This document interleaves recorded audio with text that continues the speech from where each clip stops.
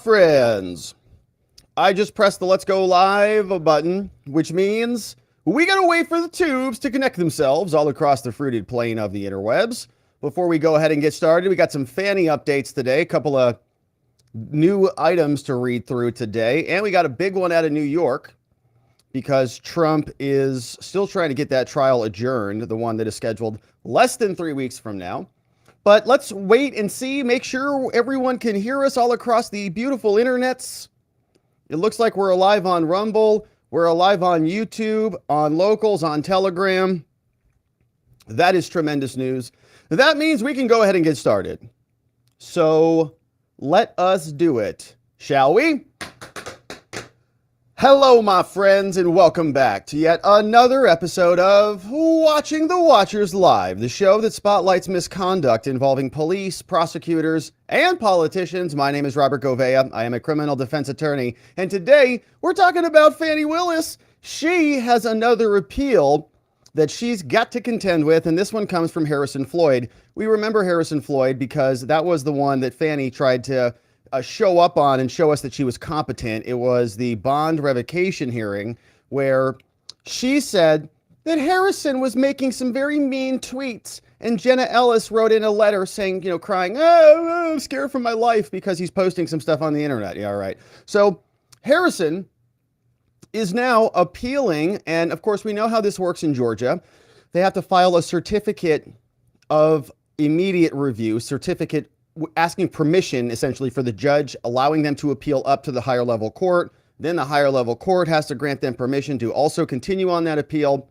And then the appeal can move forward. So Harrison Floyd submitted that, and we'll see what is inside. His argument is that Fani was not authorized to bring these charges in the first place, that this was something that was supposed to go through an election board, right? This was an election case. She had problems with the election. So there's a whole separate entity in Georgia that is dedicated to dealing with those types of claims, those types of issues. And she just ran on in there. She's the Fani train now, like the Kool-Aid guy. Oh yeah, busting through the walls, saying, I'm going to handle that case. And Harrison says, you have no jurisdiction. Get out of here, Fani. Get out of here. So we're going to read through that and see what is inside. We also have this clip from former Trump acting attorney general. His name is Matthew Whitaker, and he was on the news talking about the weaponization of all of these entities, all of these institutions against Trump, not only talking about what's happening in Georgia, but also in New York and Florida and DC and everywhere else that they can possibly launch an assault. They, of course, are doing that. So we've got all of that coming up. We also have in our second segment, we're going to hear about Fani Willis. Fani Willis is now mocking Jim Jordan, which is just hysterical. It's not really good for America or anything like that, but it is so ridiculous that it is something we're going to have to talk about, because Jim Jordan sent a letter over into Fani's office there in Fulton County, warning her that if you don't comply, we're Congress, by the way, we're kind of powerful and important. And if you don't comply with our subpoena, there's going to be a big problem. We're going to hold you in contempt or whatever, they do in Congress, probably just talk about it for another couple of years. But regardless, nasty gram came from Jim Jordan over to Fani. We'll refresh our recollection about what was inside that one. But then Fani responded to Jim Jordan, and she said a lot in there, actually. It's a pretty short letter.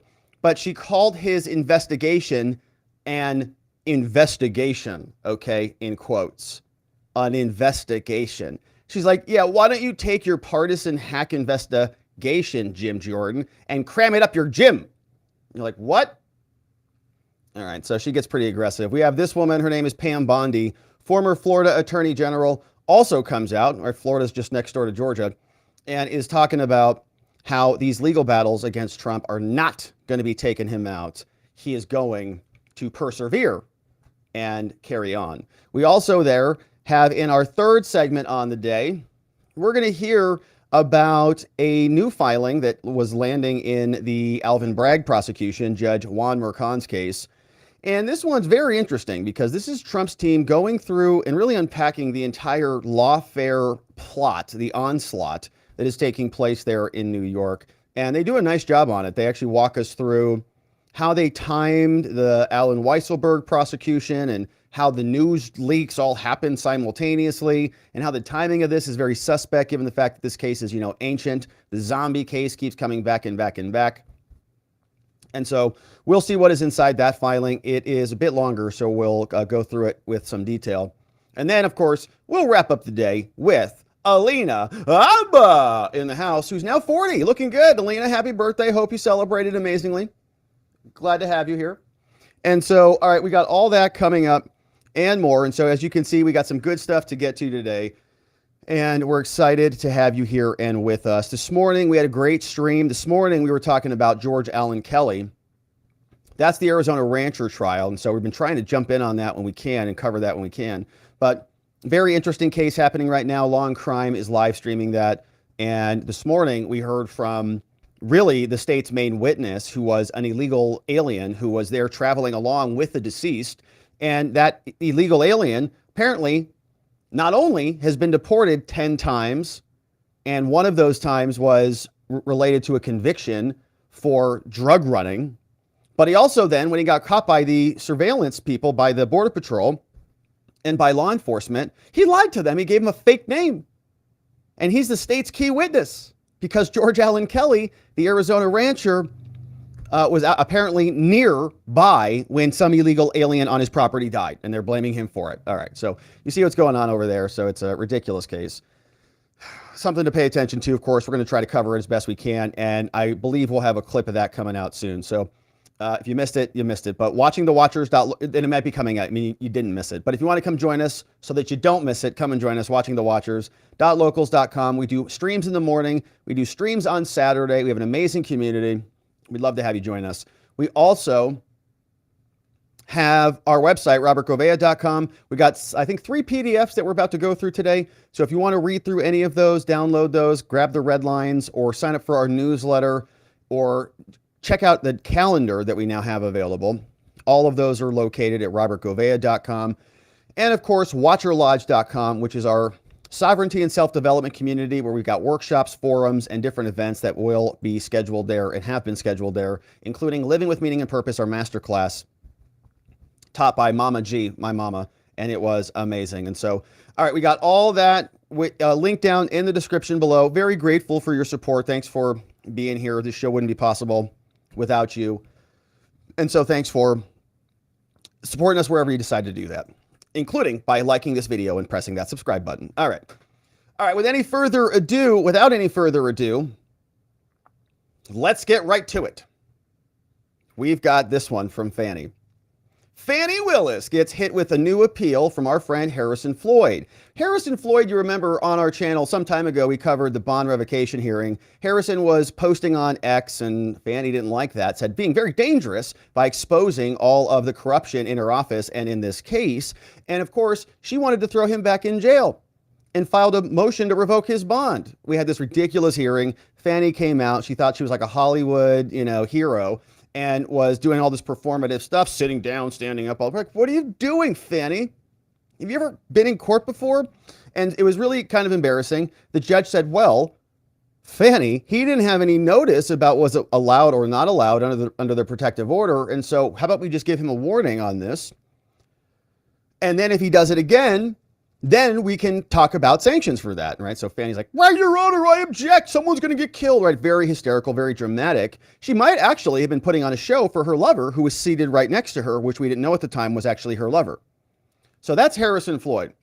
And Jenna Ellis, who took a plea deal in this case, sent a letter in when Harrison Floyd was trying to remain out of custody, and Jenna Ellis supported Fani Willis in putting Harrison Floyd back in custody. We remember that as well. We're not forgetting that. So Harrison Floyd is here, and he is now appealing in Georgia, and he files this motion. He's requesting a certificate for immediate review so that he can take this up to the next level in the Court of Appeals there in Georgia. And he can't do that yet until he gets permission from the lower level judge. This is going to be the spineless Scott McAfee, the judge who said that what he saw from Fani Willis had an odor of mendacity, but apparently he couldn't put his finger on where that odor was coming from, such that it required Fani to be booted from the case. two bank robbers. One of them's okay, but two bank robbers is bad. One can stay, Fani Willis stayed. Okay. So Scott McAfee now has to grant permission to Harrison Floyd to take this up to the next level, and this is a different issue. Now, Harrison has already attempted this several times, as we're going to see in his filing. This is Harrison Floyd filing in the Superior Court of Fulton County in the state of Georgia. Big Fani Willis is the prosecutor in this case. And as you can see, this is defendant Harrison Floyd's motion for a certificate of immediate review. This is permission to appeal this up to the higher level court. Here is what Floyd's attorneys say, and you can see not a too significant filing, too long. Todd Harding, attorney for Harrison Floyd, and Christopher Kacharoff, both there representing Mr. Floyd. Here is what they say in their motion. All right, Your Honor, Scott, comes now defendant Harrison Floyd by and through his attorneys who filed this motion for certification of the court's order. You denied reconsideration of our prior motion that was entered back on 3/14 for immediate review.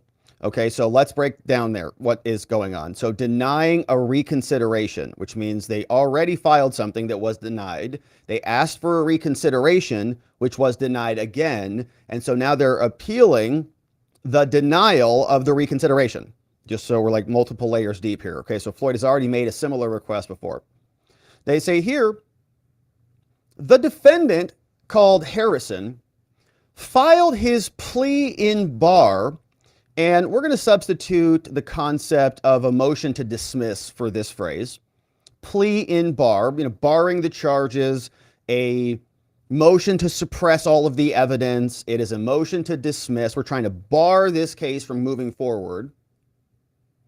We filed this back on October 31st, 2023. And back when we filed this, Your Honor, we asserted that Fani Willis, this is back in October, right? So this is way before any of this explosive Fani Willis, hibbity-dibbity indictment nonsense was going on between the two of them at 4 a.m. when he was, getting off the cell phone with her saying, I'm home, baby, all that stuff.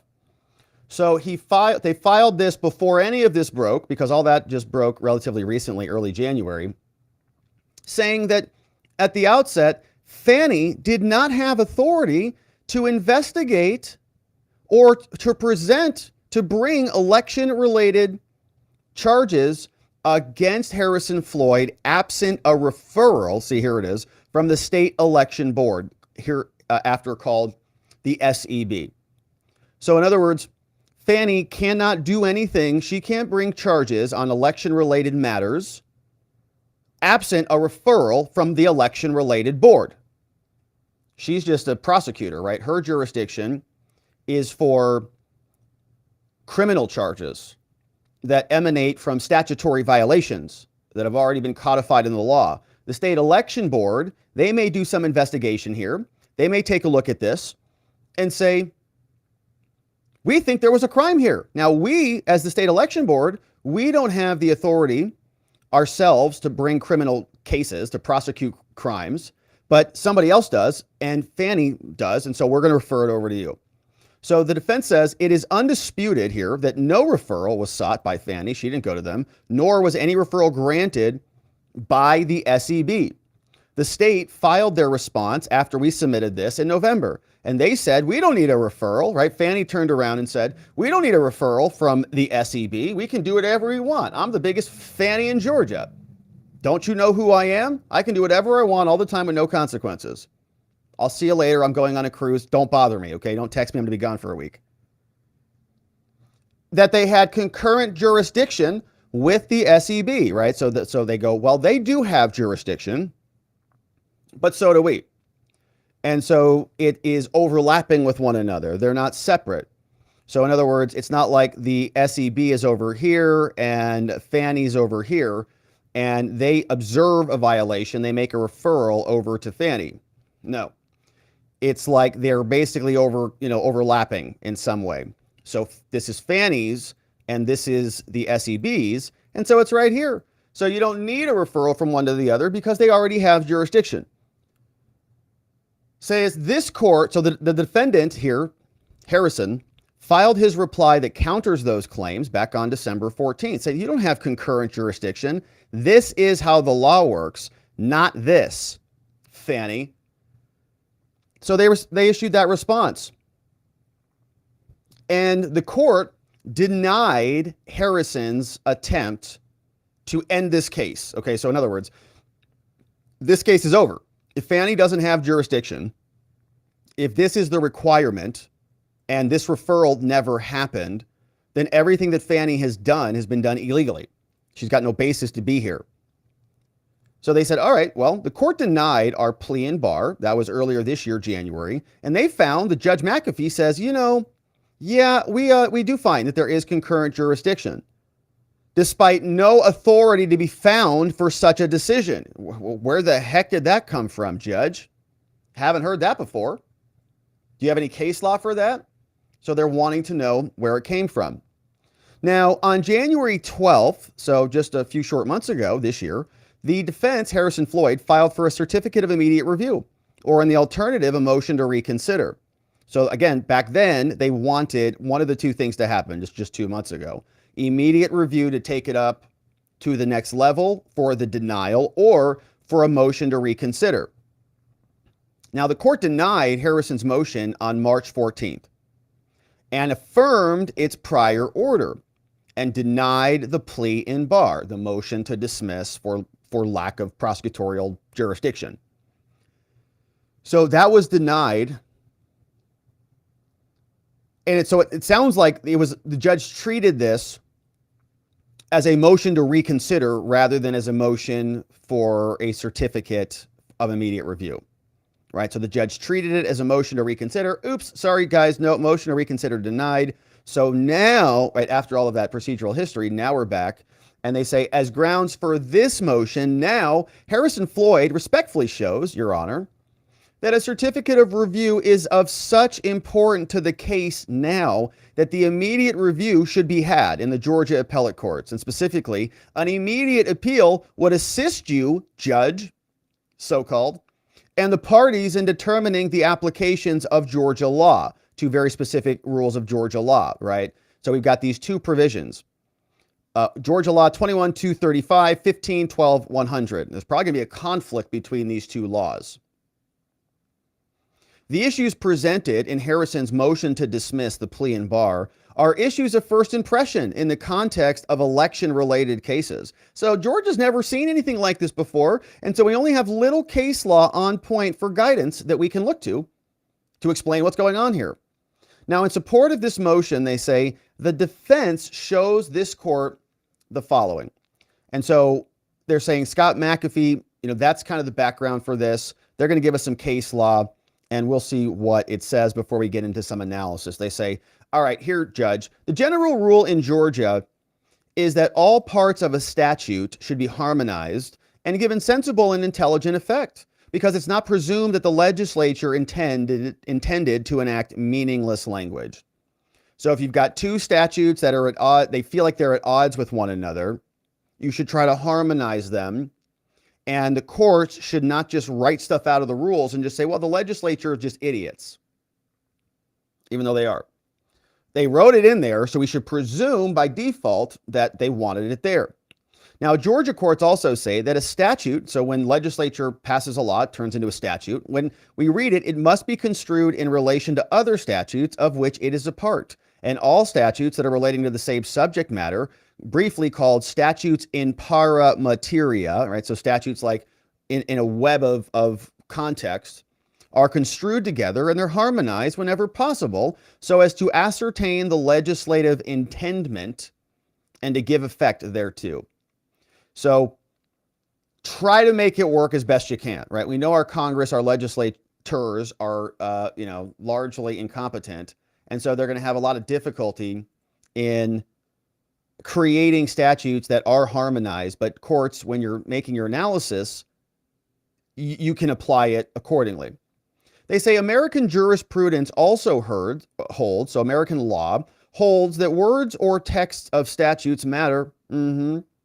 Thomas Cooley, in a treatise on American law, wrote this: The courts must lean in favor of a construction that will render every word operative rather than one that makes some idle and nugatory. There's your word of the day, nugatory. I don't even know if that's how you pronounce it, but that's how we're pronouncing it, all right? Nugatory. You don't want nugatory language in your writing. So if your statutes are problematic, try to construct them in a way that is harmonized across the board, right? Saying here, defendant in this case now asserts that the court erred in failing to recognize that this statute is a specific statute that overrides the provisions of this statute. It's pretty clear. So if they wrote it, right, if they wrote this statute with words in it, we have to give those words and that phrase meaning and effect. We don't want nugatory words in there. Sheesh. Now, to be sure, Fulton County DA Fani, they say she does have broad powers. It's true. But in an election-related case, which of course this is, those powers in elections are clearly statutorily limited without a referral from the election board. And you might want to have it that way, right? You might want to have a different body decide whether or not a hack prosecutor can bring hack prosecutor charges in election cases, right? So that you don't have situations like we have now, where you just have one whack job DA with unbridled power who just decides she's going to make a name for herself and bring criminal charges against political opponents to the state. So they say she's limited, right? That kind of makes sense. Now, despite this court's explanation of harmony, Scott McAfee, the judge, says that there was harmony among these statutes and that Fani does hold concurrent jurisdiction, so Kamala's Venn diagram, with the SEB, and that a referral from the SEB to Fani is not necessary in election-related cases. And so and they're saying, look, Judge, if that's your holding, if you say they already are in harmony, then this law is absolutely meaningless. It's superfluous. It's totally irrelevant, right? This law is saying that this is why we exist. This is why this law exists, is to enable the referral process from the SEB over to Fani. So if you decide, Judge, that there is concurrent jurisdiction based on Lord knows what, then this is not useful. And we can't say that statutes are not useful because that would disenfranchise the legislature, who is elected by the people who put that statute into effect. Now, the Georgia legislature, they tell us, has provided concurrent jurisdiction, so the overlapping jurisdiction, 194 times. They went through, someone did the counting, that intern. Like, okay, hey, go take the highlighter and just go through the statutes. What? All of them? All of them. You know, the statute books are like, you see all those books up there? Some intern, he's going through 194 times. I'm just kidding. 194 times in particular areas throughout the Georgia Code.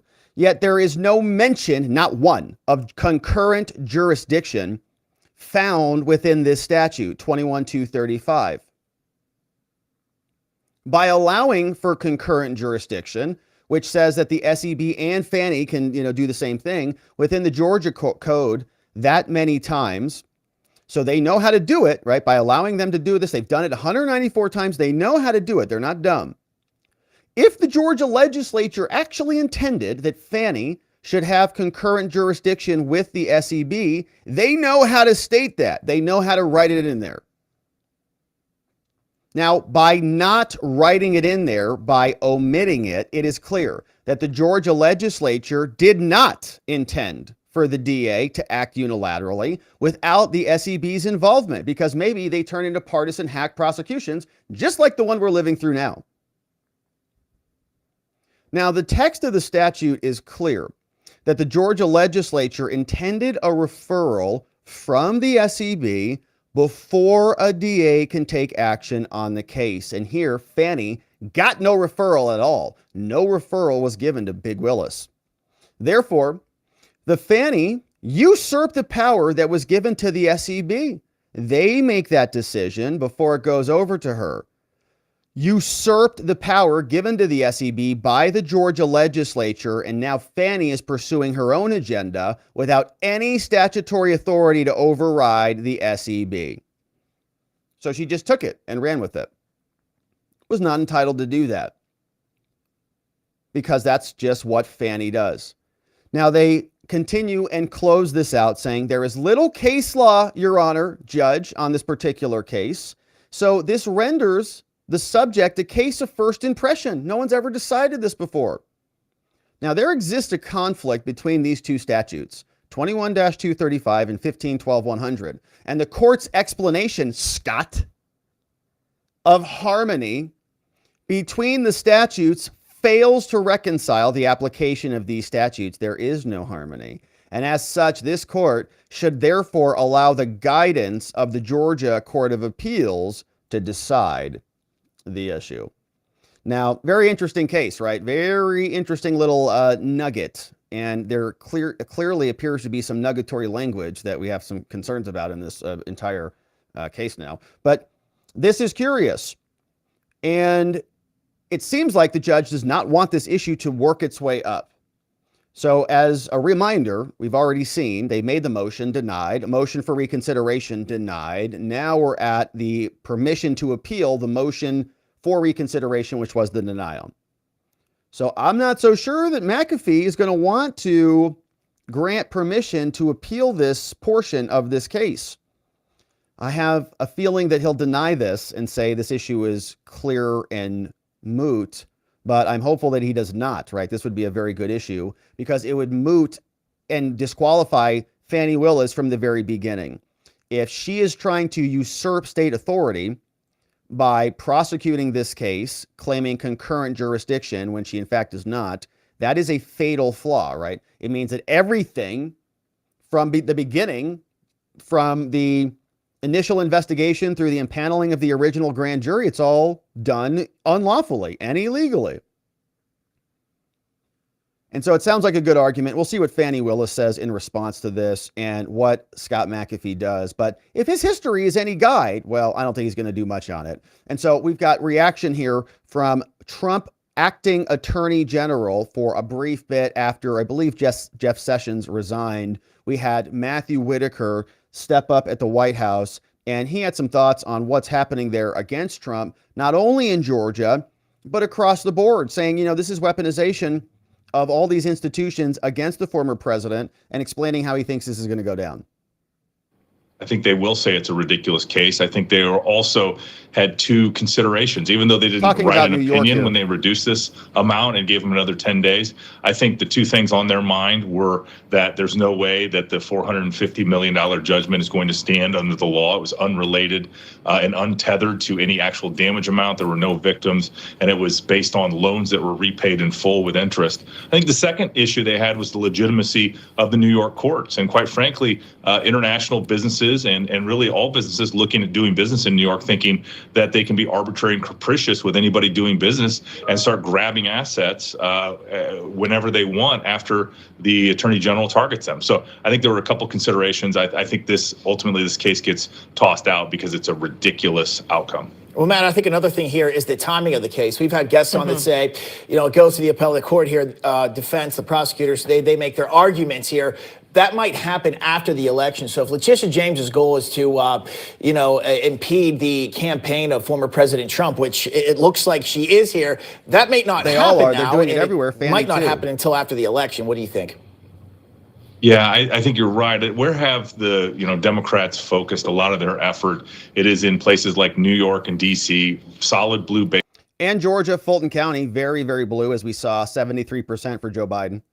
For them, both the Attorney General of New York and the Manhattan prosecutor decided to use their power to pursue just absolutely illegal actions against President Trump because they could, and that is an abuse of power. It's an abuse of the legal system. And again, I think ultimately this all gets fixed. But to your point, Bob, it doesn't get fixed before the election, and it ends up being election interference because it paints a narrative that just is inconsistent with actual facts. Right, and it consumes the media, right? You may not be in Fulton County or Atlanta, right? I'm not there. I am not in, Georgia, Florida, DC, New York, but the local media, the local energy, right? Every time there's these court proceedings, it captures attention and that amplifies interest in the case. And, depending on how you view this, right? Some might say that any news is good news, right? No, there is no bad news and it's bringing attention to you.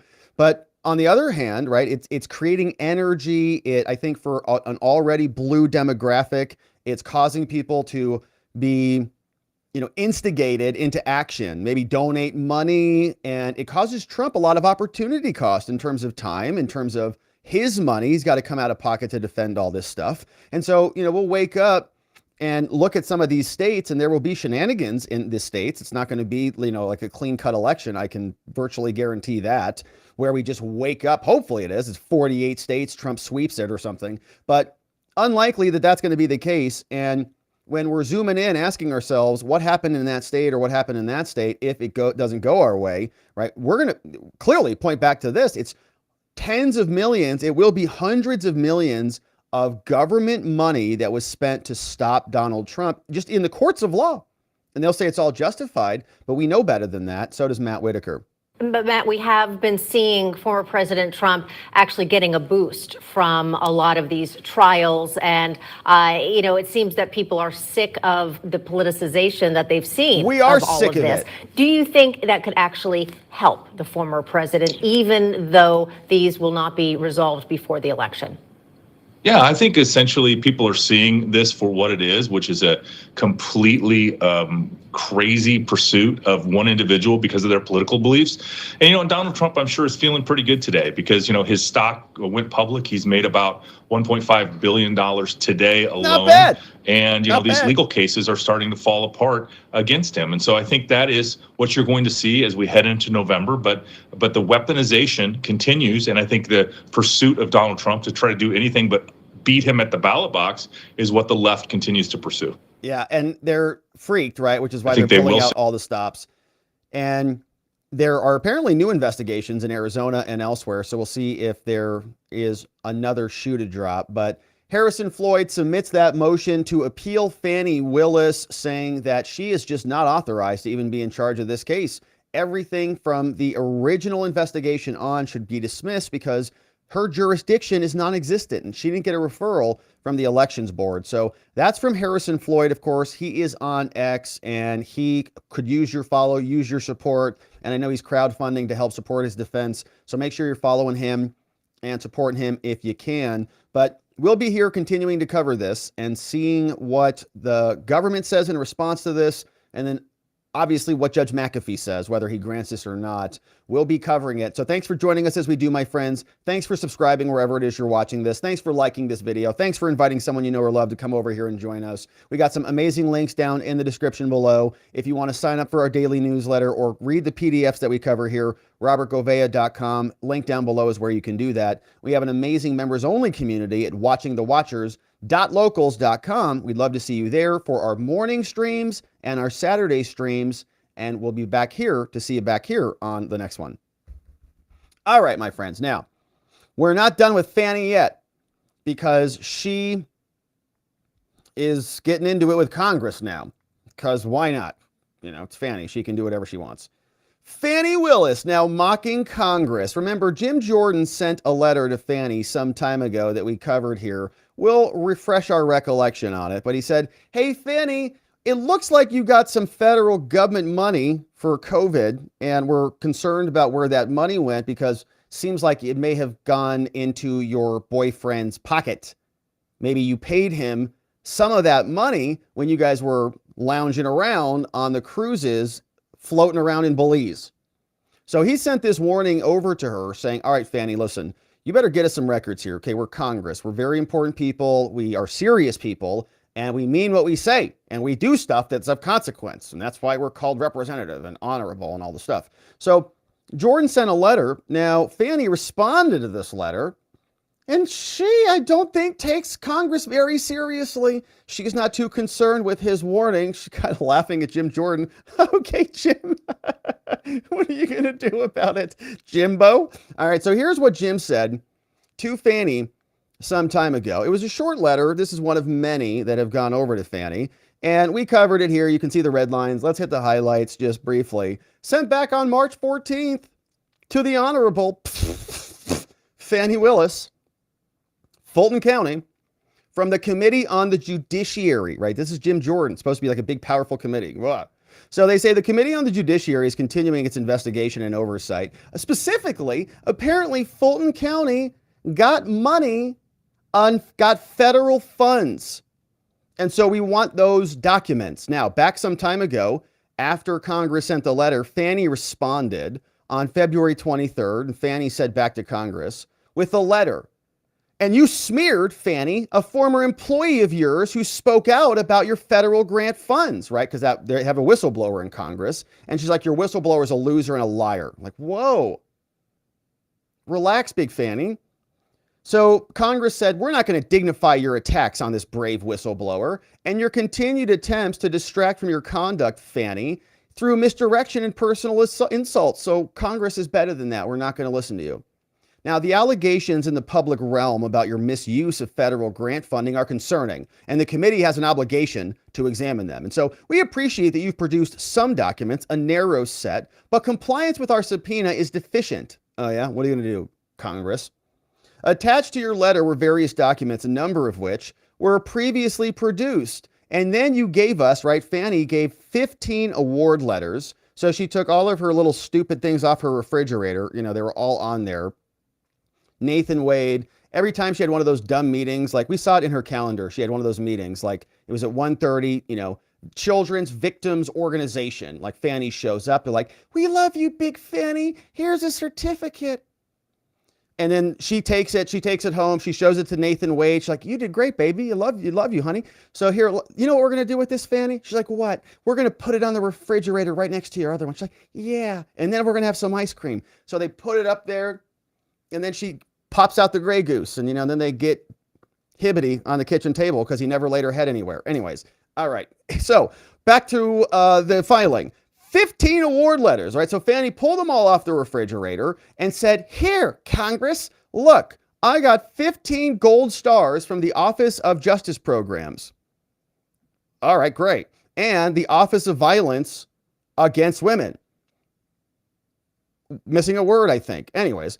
Approximately 27 screenshots of budget summaries, but you failed to give us any of the good stuff. All documents and communications referring or relating to the misuse of federal funds.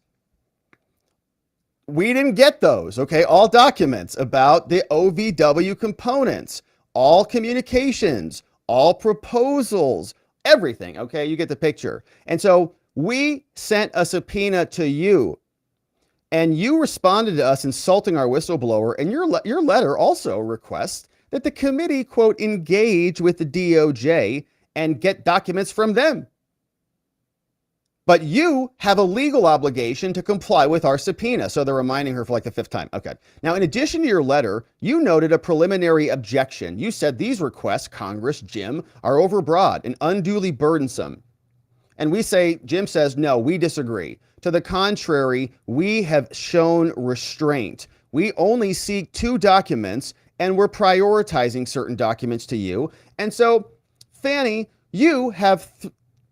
we have not had this since for 3 weeks. And so we expect you, Fani, that you are going to produce all responsive documents no later than March 28th at 12 o'clock noon, sharp. If you fail to do so, Big Fani, the committee will consider taking further action against you, including the invocation of contempt of Congress proceedings. Yeah, right. We'll see if they do that. Yeah, right. Sincerely, Jim Jordan, who I like. I think I like Jim Jordan, chairman of the Judiciary Committee. Okay, so that was sent, and we got a strict deadline there. Okay, March 28th, 12 noon, sharp. Don't be late, Fani. So guess what? Fani's not late. She responded in a letter, very short letter, And here is what she says to our Congress. She has total contempt and disdain for them. She writes back on March 25th, she says Representative Jim Jordan, which is very, very condescending. See, you see what Jim did? Jim Jordan at least called her honorable, which is a joke because she is a perjurer. But he called her honorable. Look at that right there. He said, Honorable Fani Willis. Jim Jordan, what a nice guy. Fani doesn't pay the same respect at all. Totally rude. Hey, Representative Jim. All right. Via electronic mail, she says, Dear Mr. Jordan. Surprised she didn't say, in parentheses, loser. She said, hey, Jim, I'm in receipt of your letter that you sent back in March 14th, the one that we just read.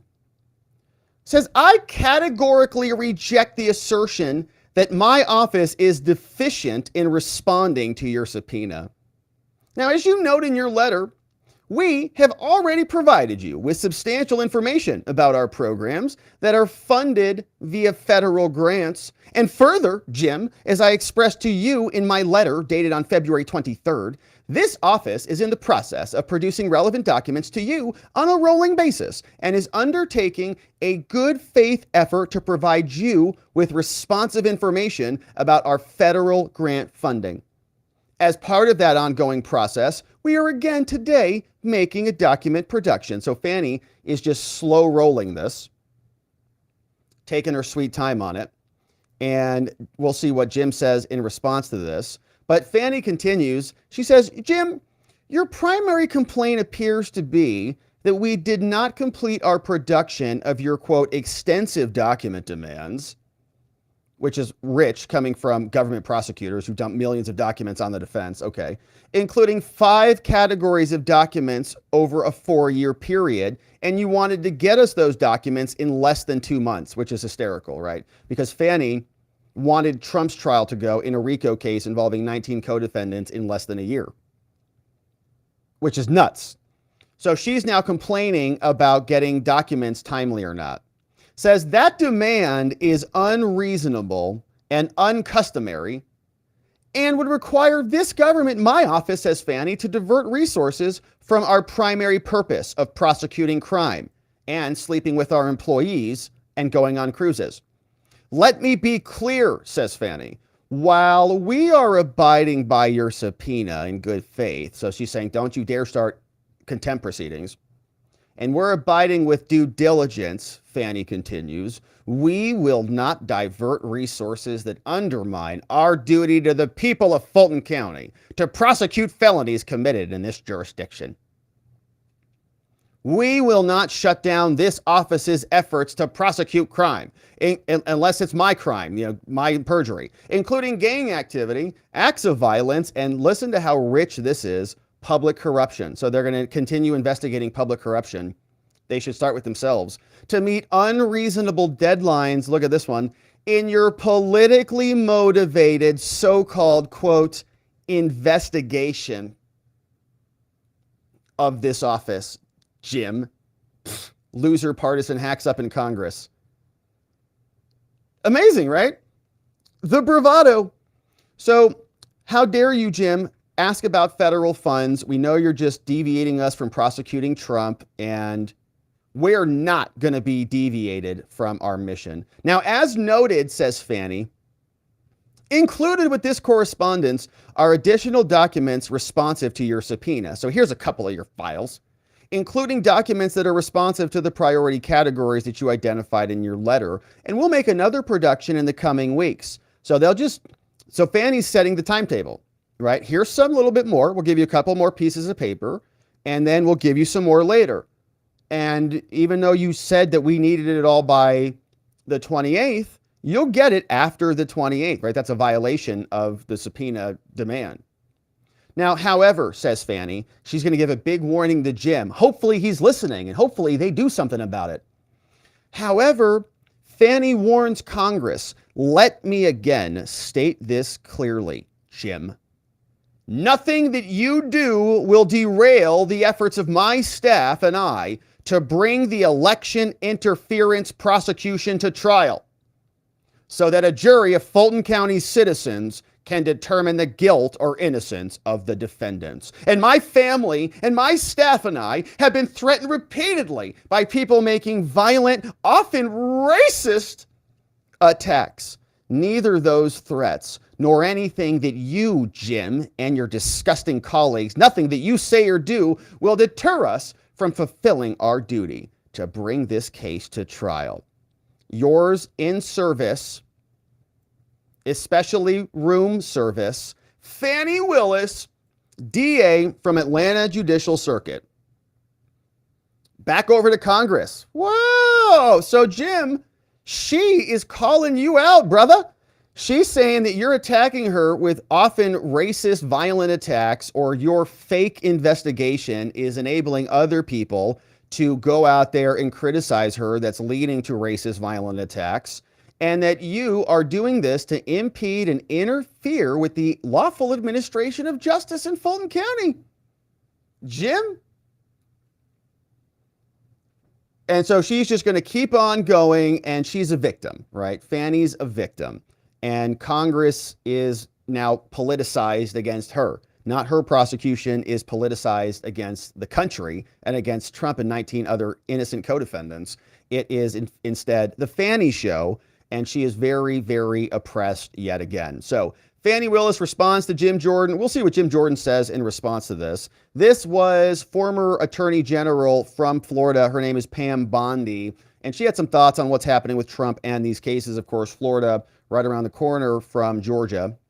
We're seeing Trump's poll numbers go up and up and up as the lawfare ramps up and up and up. Americans flocking to Trump's banner. You think the American people understand that what's happening to him is patently unfair, and that's why his numbers continue not to suffer but actually increase? Certainly the American people see it, and the more they do to President Trump, the more they see it. It's horrible what they're doing to him, what they're trying to do to him. They won't be successful. Chris, I can tell you in a court of law, all of these cases will ultimately be reversed. But sure, the American people see it, and especially New Yorkers now, and these big businesses even see it. If they can do this to Donald Trump, they can do it to anyone. And yeah, that Judge Engoron is horrible. He's been reversed at least 5 times during the course of this civil trial. And now, at least the 5th time, the appellate court just reversed him and dramatically reduced that number that President Trump has to pay. And you were right, it's absurd, the number that they wanted him to pay. It's still absurd because ultimately he won't have to pay anything. This case will get reversed. It's a witch hunt by Letitia James. And we say that because she campaigned on getting Donald Trump. And that's not what a prosecutor should do. She has a clear conflict, not even an apparent conflict. So she has to really get her act in order. She's not, though. She's going to keep going after him, but it's not going to make a difference because ultimately our justice system prevails, and that's why we have appellate courts. But it's going to take a while. No doubt about it. It is going to take a while. And of course, we're going to be here continuing to cover it. So that's Pam Bondi. And she's an AG saying that all of these prosecutions, of course, are, being misapplied to Trump. It's a miscarriage of justice.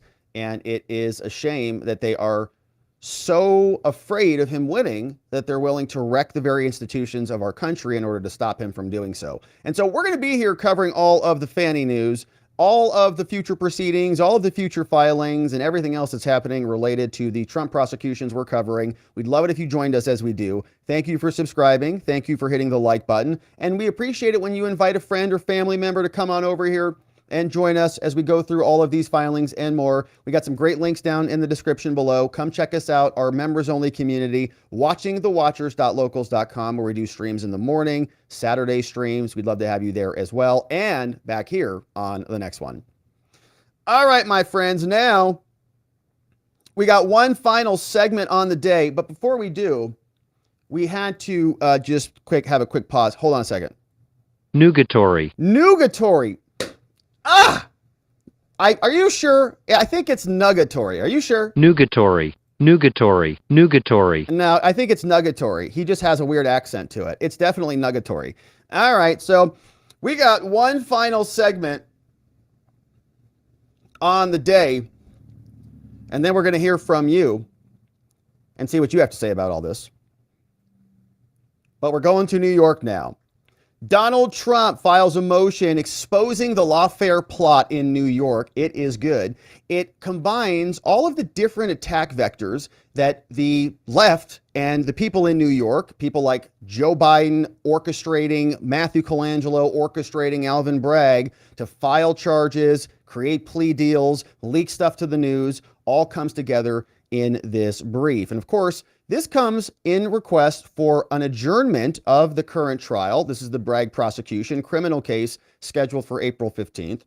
But Trump is asking for the entire indictment to be dismissed because of the prejudice that comes from this lawfare and this political onslaught that's been taking place in New York, saying no one can possibly get a fair trial in this context, in this environment. And so we've got the full filing and some thoughts on the Trump prosecutions from Alina Habba. But let's start here by seeing what Trump is submitting. This filing comes in the Supreme Court of the state of New York. And remember, that's the lower level court in New York. They're backwards, like they are with many things. The case is the people of the state of New York. This is Bragg versus Donald Trump. Trial is right around the corner. And this is Trump's motion for a trial adjournment or a dismissal based on prejudice, prejudicial pretrial publicity. Okay. It's been a circus there in New York. And so we cannot have a fair trial. This is obvious. Here's the introduction from the Trump defense. Says, Your Honor, Judge Juan Merchan, President Trump hereby respectfully submits this motion. We want an adjournment, a continuance, a postponement of the trial date because there is exceptional prejudice and pretrial publicity.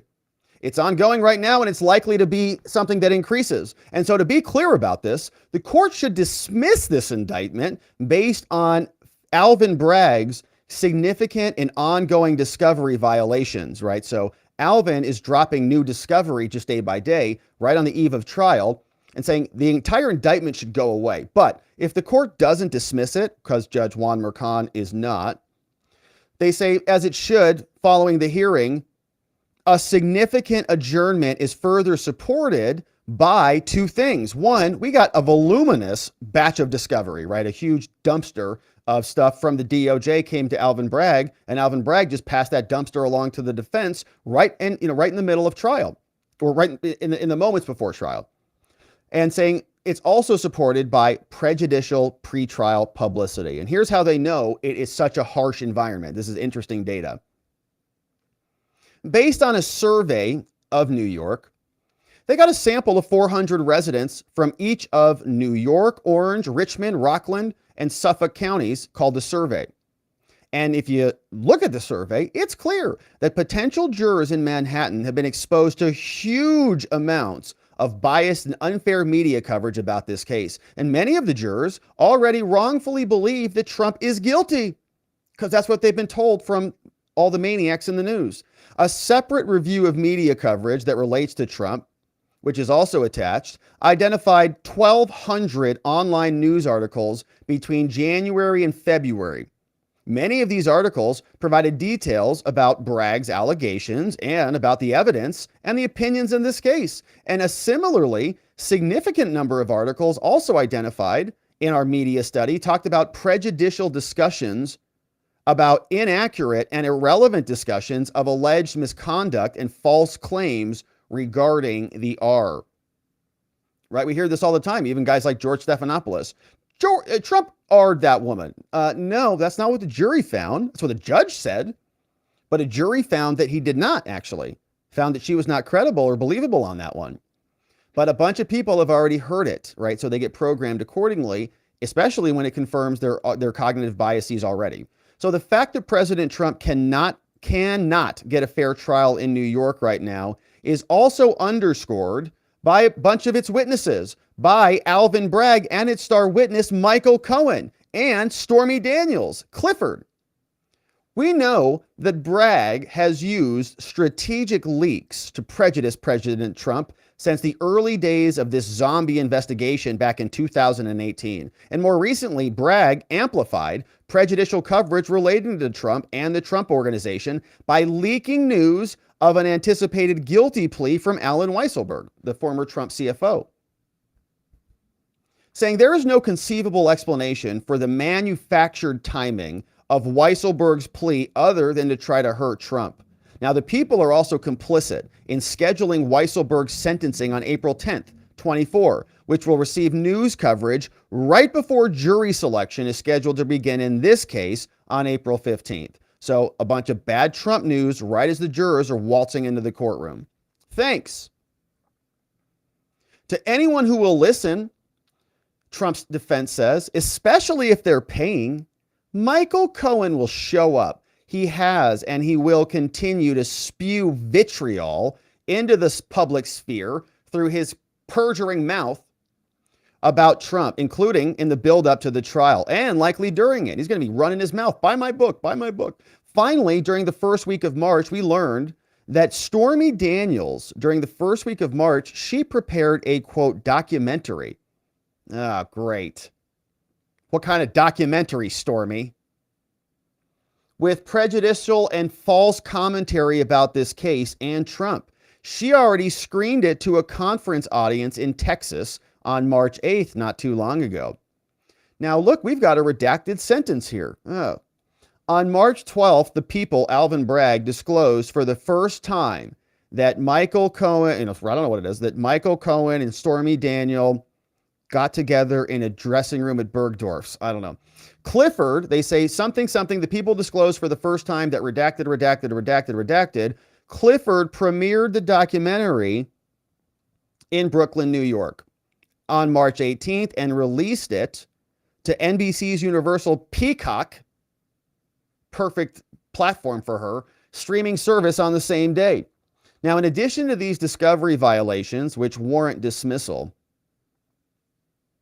the prejudicial pretrial publicity driven by Bragg and their witnesses has jeopardized Trump's right to a fair trial. And for all these reasons, this is something that should be adjourned until the prejudicial media coverage subsides, which of course will never happen. Now, here are the facts. They say, first of all, Alvin Bragg has been leaking intentionally about this case, right? This is lawfare in action. You have a court of law, court of public opinion, and you have the power of both. You've got the power of the state to prosecute, and of course, you've got the bully pulpit of the position to go out in the court of public opinion and say what you want with the heft of your office behind you. Saying beginning in early 2021, Alvin Bragg campaigned based on the argument that he had more experience with Trump than most people in the world. Bragg said that he could convict President Trump. They all run against Trump. One of Bragg's campaign advertisements wrongfully linked Harvey Weinstein and Trump's children and suggested that the famous and privileged had improperly escaped prosecution because of their high-powered legal teams, rather than the reality of the situation, which is that they didn't commit a crime. Now, in May, Washington Post and Associated Press reported that the People had convened a special grand jury to investigate Trump. The AP story was attributed, quote, to a person familiar with the matter who was not authorized to speak. So we get all these news stories that just drop. Okay, how did the Washington Post and the AP know about this? I don't know. It's special grand jury. It's all secret. Not supposed to talk about any of this. It's all kept under dark of night, lock and key. But someone leaked it to WAPO and AP. Must be Alvin Bragg's office, right? On November 24th, the New York Times ran an article, Trump investigation enters a crucial phase as prosecutor's term nears an end. And the article was sourced with, quote, people who have knowledge of the matter. New York Times, brain dead writers over there. Now, by February 22, Bragg was deciding whether to bring charges against Trump. Mark Pomerantz and his prosecutor colleagues learned that the New York Times was preparing to publish an article indicating that the grand jury was on pause. And they were very upset about that, right? Mark Pomerantz was the other guy. And he wrote a whole book about this, People versus Donald Trump, an inside account. By his own account, Pomerantz says he threatened Bragg that the Times would learn of his and Kerry Dunn's resignations very quickly. So remember, Mark Pomerantz and Kerry Dunn were these two guys who were basically volunteering to prosecute Trump. They showed up. We're going to go get him. Bragg says, we're not going to bring the case. he throws a hissy fit. I'm going to go tell the New York Times about our resignation, and suggesting that the Time also learned that DA Vance had already, so Vance was the outgoing DA, previously directed the team to push forward with the charges. The Times ran the story, reporting that Bragg had serious doubts about the case, and Bragg's serious doubts about the case caused those two other prosecutors to leave. Yeah, New York Times article, right? So they resigned in anger, okay? They resigned in protest. Alvin Bragg's not bringing the case. We resign. He writes a book about it. Something happens. In March 2022, more than 1 year before the indictment and before locking her Twitter account, okay, Bragg's wife, Mrs. Bragg, she reposted on social media that there was, quote, finally a bit of good news in the Manhattan DA criminal case against Trump, because people have nailed Trump on felonies, right? So Bragg's wife is like, yeah, get Trump. In January of 23, NPR also reported, so just as a quick recap, all right, these two prosecutors wrote in their book, Get Trump. Bragg's wife writes on Twitter, Get Trump. Washington Post get leaks from Alvin Bragg, Get Trump. New York Times hears from people familiar, Get Trump, right? All of it's coming from Alvin Bragg. Now, in January 2023, NPR reported that Bragg was once again presenting evidence to a grand jury. How did NPR know about it? Oh yeah, Alvin Bragg's office. They were talking about payments related to Stormy Daniels. Never ending. In March of 23, the New York Times reported that Alvin had signaled to President Trump's lawyers he could face criminal charges. How did they know about it? In late 23 of March, Politico reported that Manhattan grand jury examining this case was not expected to hear evidence for several weeks, but the source noted that it was entirely possible that the grand jury had already voted. Again, more leaks. So all going to the media, timed against Trump. Now, here are some more prejudicial statements. On April 4th, Bragg sought to amplify the prejudicial media coverage. He issued a press release and a, quote, statement of facts. He didn't release allegations. He held a press conference about the indictment of Trump.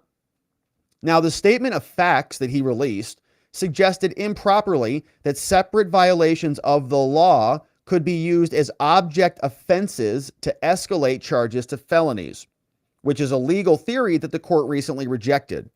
Now, at a press conference, Bragg was also there making gratuitous and prejudicial references to matters involving sex crimes that has no relevance to this case, right?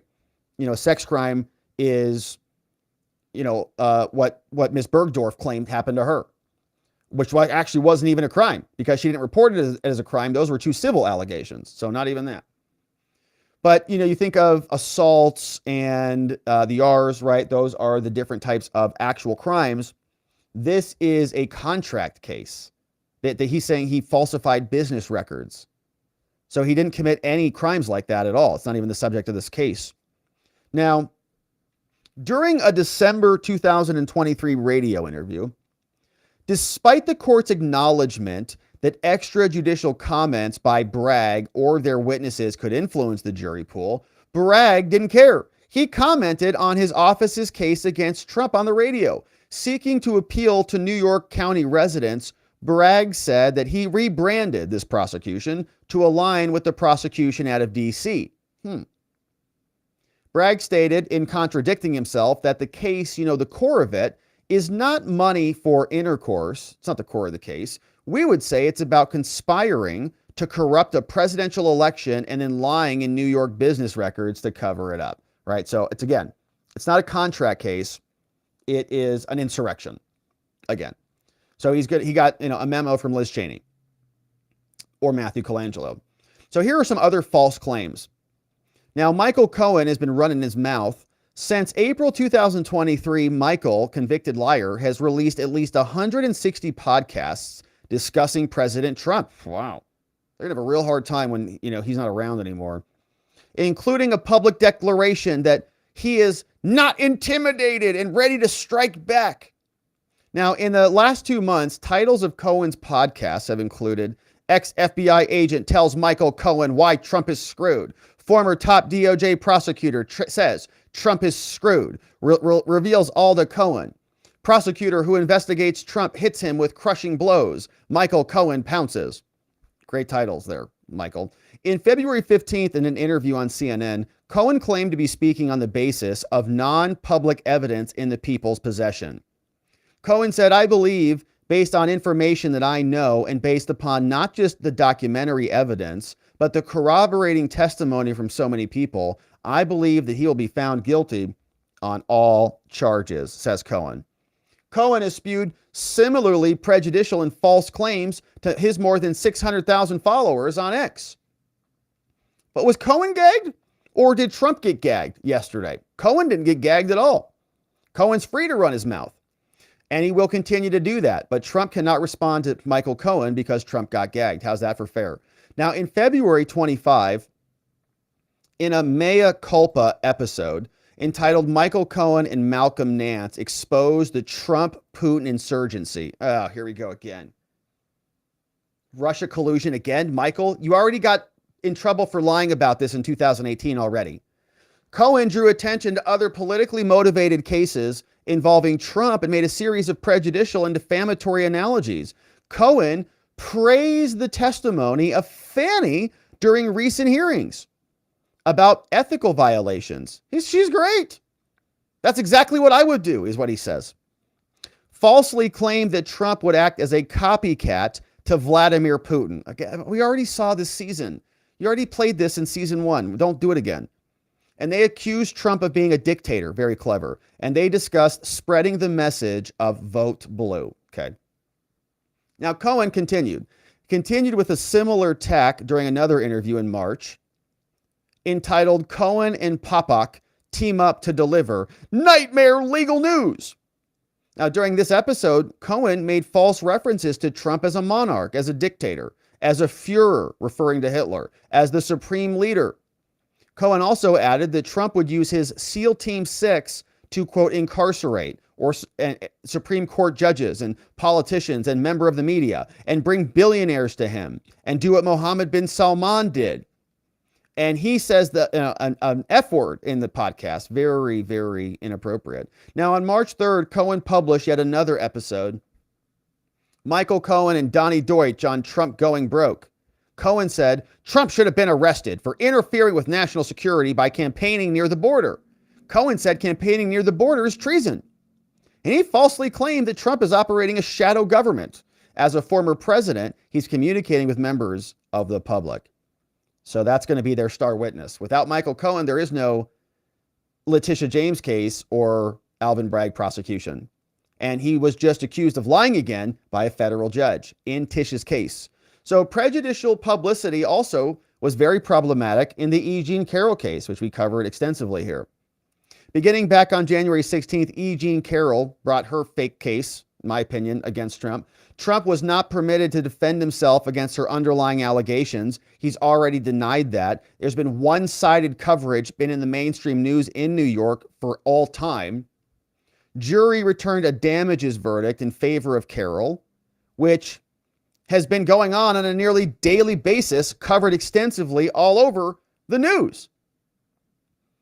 Bragg also strategically timed Alan Weisselberg's plea deal. Consistent with their unethical practices, the office leaked information about the plea to the media. Weisselberg is scheduled to be sentenced on the 10th, Trump's jury selection scheduled for the 15th, which we're covering. They say during an April 2024 interview, Stormy Daniels has been running her mouth too. Now, in response to a question about this case, Clifford Stormy said, "For my own sake, I'd like vindication. I'd like him to see what's coming for once." Now, however, Clifford plainly wants more than that. Probably. She's always trying to make money based on this case and other activities, which is perhaps related to the fact that she owes President Trump approximately $670,000. Ooh. Yeah, that's a big fat bill there, Stormy. This month, her attorney has even suggested that she may file another defamation case against Trump along the same line as Carroll's, which at least one commentary properly regarded as, at best, a long shot, right? So she's mad, right? She has an axe to grind. She's got a $670,000 debt against Trump, and she's got a motive of, vindictive now to go make sure he gets taken out.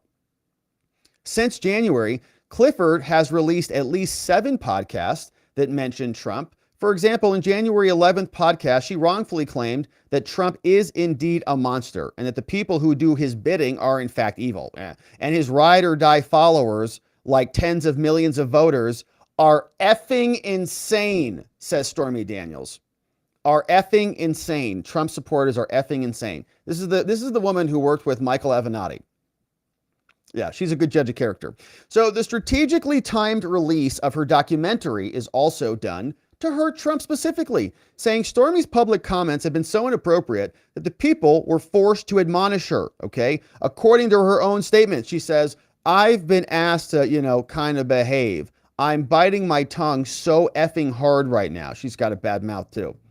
She has not heeded those admonishments. Now, on the evening of March 7th, the media said Stormy is releasing a documentary called Stormy, yeah, by Calvin Klein.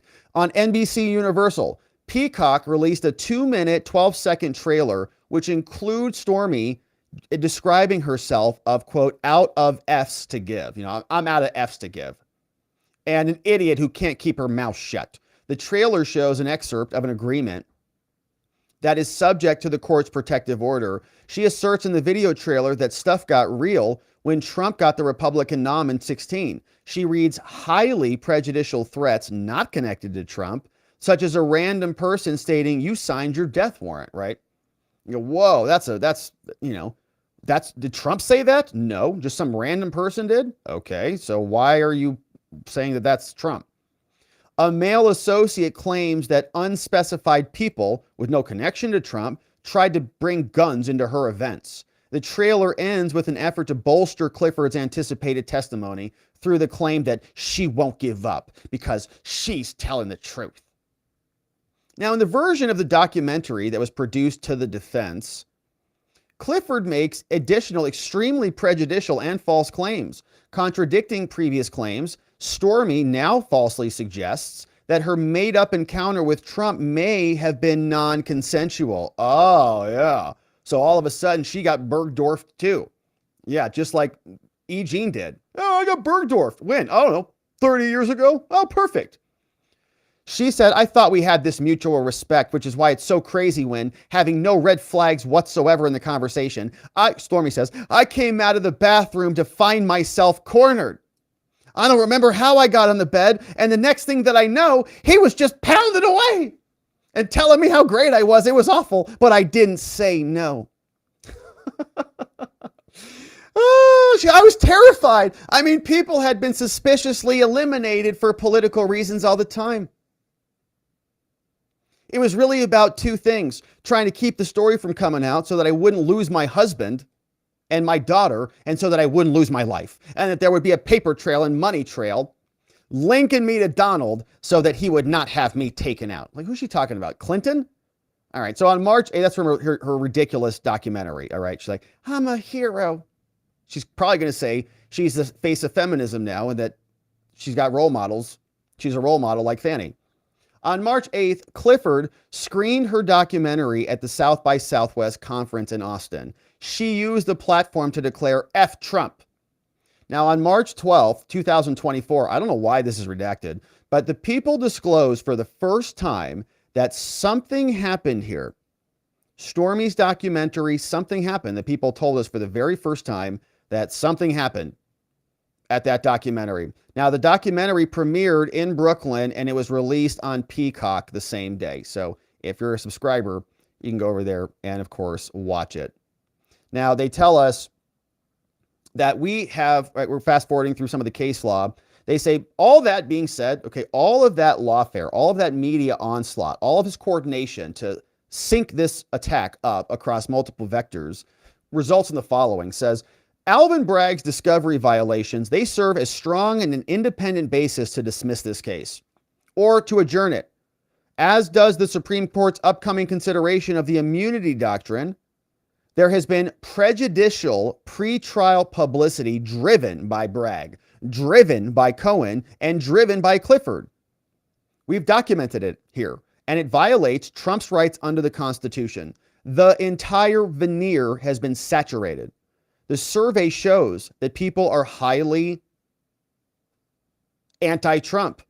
On March 10th, during this week, George Stephanopoulos, which we covered this here because Trump is suing George for this, George Stephanopoulos claimed more than 10 times, falsely and irresponsibly, that Trump had been found liable for the Bergdorf. In fact, the opposite is true, obviously. Trump was found not liable for Bergdorfing. Nevertheless, the false and defamatory statements were viewed millions of times. Nearly all Manhattan residents, 95% who were surveyed, had been exposed to news about Trump. 93% said that they had seen stories about the investigation. Of those 93, 63% said that they had seen media reports about relating to all of the following: the criminal prosecution in D.C., the criminal prosecution in Florida, the Fani case and the Bragg case and the Carroll case, okay? All 5 of them. 63% got all 5. That's crazy. The survey demonstrated an even greater level of veneer exposure to extrajudicial information related to this case. 88% had read or heard about the hush money payments. 84% had heard about the charges brought by Bragg. The study also adds force. 1,200 online articles about this. A mention in 455 New York Times articles, 343 articles in the Post and Politico, right? And everyone, the media has nothing else to talk about, especially the anti-Trumpers, like they're on it all day. And, we're, by some accounts, the opposite of that, right? Defending him against all of these attacks. The media study has also identified sentences discussing the search terms. Of the 1,200 articles, 800 mentions and a bunch of different felony mentions. Okay, here you go. Here's the numbers. Judge Juan Mercan, Manhattan trial. At the national and local levels in New York County, many of the articles, here's the number of the articles, okay, a lot. They're talking about all the cases. Judge Juan Mercan, the word, star, P-star, and so on. Stormy Daniels, Karen McDougal, Access Hollywood tape. There is an extraordinary amount of case-specific coverage over a 6-week period. Many of those articles had extended discussions about Bragg's allegations, and they made no presumption of innocence at all. The media study also shows that there was prejudicial coverage that was related to highly inflammatory articles, saying that Trump has been unfairly and improperly demonized in the coverage. All true.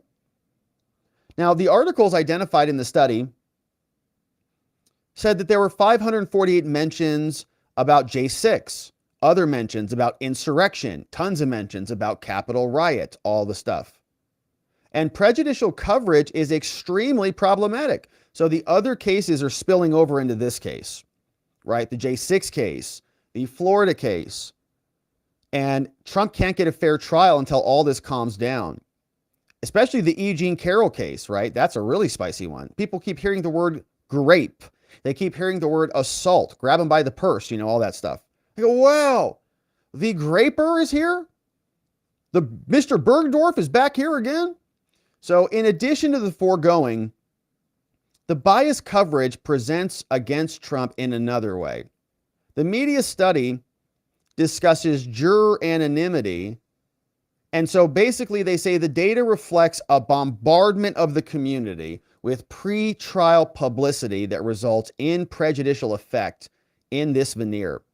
Saying, by the way, New York County, just as a factual matter, is overwhelmingly biased against President Trump. Here are the numbers by the charts, man. Would you describe yourself as being biased either in favor of or against President Trump? New York, as we see here, all the various counties, biased against is going to be in dark blue. So New York County, 60%, biased against. Biased in favor is 16%. Very biased against is in light blue, okay? So I don't know how this is working exactly. But 60% plus 50%, New York is so anti-Trump, New York County, it's 110% actual bias. Look at that. Unbelievable. So I don't know, how the numbers got made up, whatever, but you can see that's a big percentage. Okay. It's a big chunk of people do not like Trump. Biased against and very biased against make up this portion in Orange County. So very biased in favor are going to be in the Greens. So in Richmond County, 34 plus 29%. In Rockland County, 37 plus 29. In Suffolk County, 36 plus 29%. So big bias against Trump. That's why they're there in New York. Now, the people have sought to make their case a review of Trump's victory in 2016. So they want people to protest that. Now, we've objected to those efforts, but recent and respondents' accounts of their voting history sheds light on the improper purpose behind the prosecutorial strategy. Here's another question. Thinking back, so they surveyed 400 residents there. Thinking back to 2016 and 2020, which candidate did you vote for? New York County, 2016, Trump was at 15%, Clinton 71%. 2020, Trump got 13%, Biden got 75%. Now in 2024, Biden's way down. Look at that number. He's not looking good for them. 58% dropped way down to 18% for Trump. Still, obviously, over double in terms of the margins. So that same pattern continues for the other counties there, but you can see the numbers are just astronomical. So 2020, 75% for Joe, and Trump's going to get a fair trial there. Okay. Voters in New York overwhelmingly are in favor of Trump's opponents in 16 and 20. And they're trying to make this case about a referendum on Trump. Now, they also say that there's negative opinions about Trump. Here's the question. What is your opinion about Trump? And what is your understanding of Trump's overall reputation among the general public? So, negative is a personal opinion. The percent is negative. Okay, so this is negative.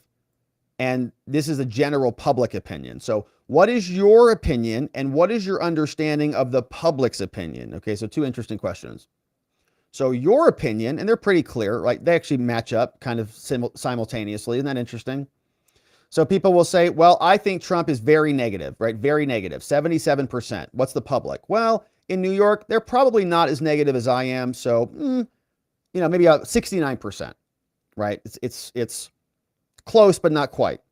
Orange County, I think that 50% of the public have a very negative opinion.